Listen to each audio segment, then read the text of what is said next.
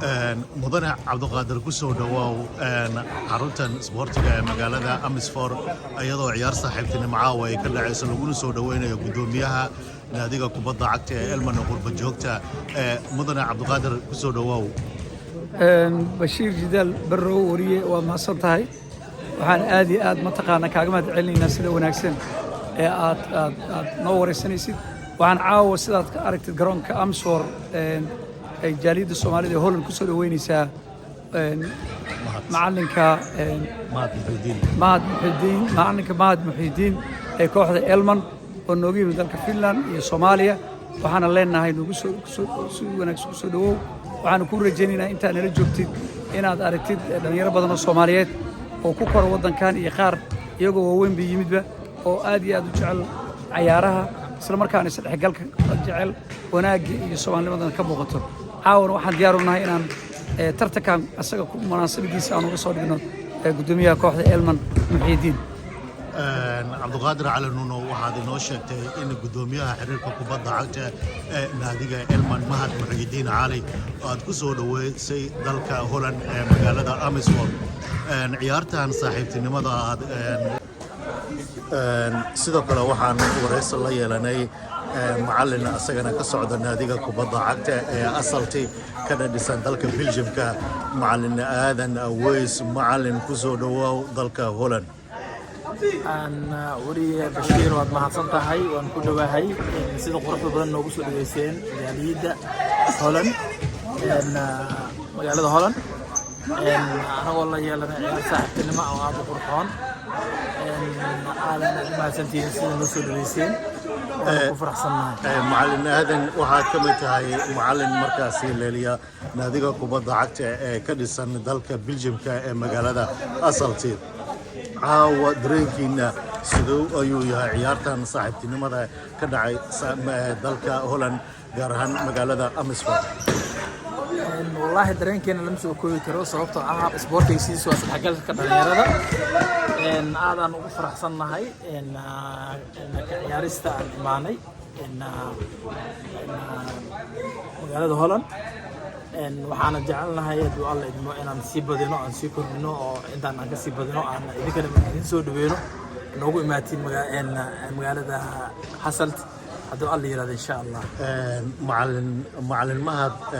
oo qaybsamaha xiriirka kubadda cagta ee naadiga Elman waxa uu sheegay sanad waliba 27 December waqtigaada kale in ay qaban doonaan ciyaar saaxiibtinimo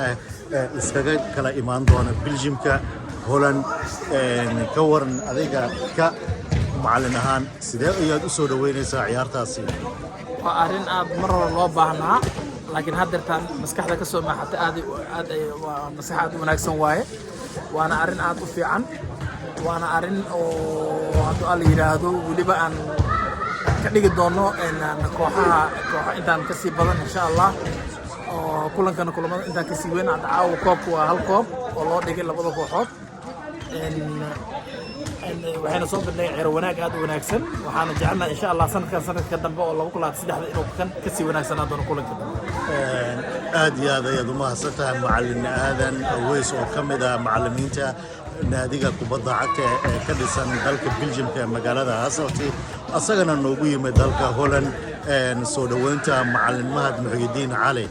macallin aad iyo aad ayaan kaaga mahadnaqayaa sidoo kale wariye Bashiir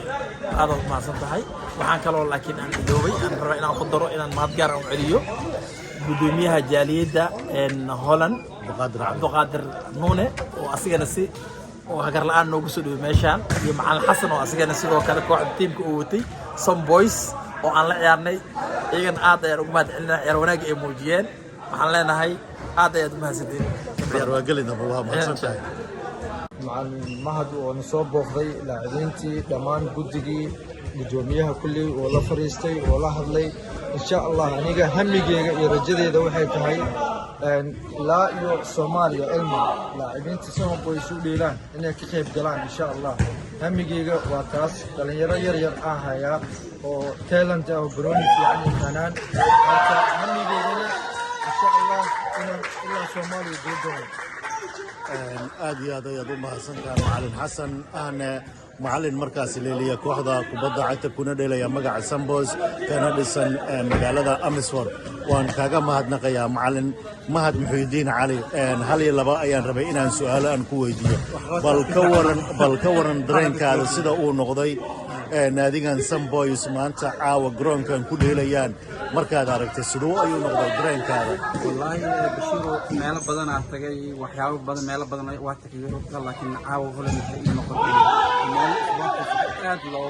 darsooyinka laga soo saaray iyo tahay gudoomiyaha iyo maxaninka shaqada ay hayaan iyo kooxyada si isku xiran iyo qalabkooda soo dhameystiran yahay ani waxa qaba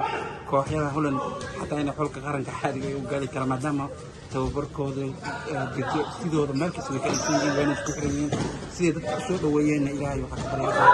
si qarad way inuu ka dhaweeyeen aniga dadkii la socday marka Holland waxay noqon doontaa meel ku soo laalaabtay insha Allah waxaana ka qaaday insha Allah inaan ka saacido aad iyo aad ayaad u mahadsantihiin macallin mahad Muxyidiin Cali iyo macallin Xasan ahna macallin markaasi leeliya kooxda kubadda cagta Sambos kuna dheelaysa magaca Elman waan idinkaga mahadnaqayaa sida quman oo qiimaha badan aad waqtigiina qaaliga iyo dhalintan magaalooyinka badan aad ka kala keenteen caawa halkan ku baratamayaan afarkan kooxood kii guulaysatana la guddoonsiin doono koob guddoonsiin doona macallin mahad Muxyidiin Cali u qaybsamaha xiriirka kubadda cagta naadiga Elman kusoo dhawaa mar kale dalka Holland ama Netherlands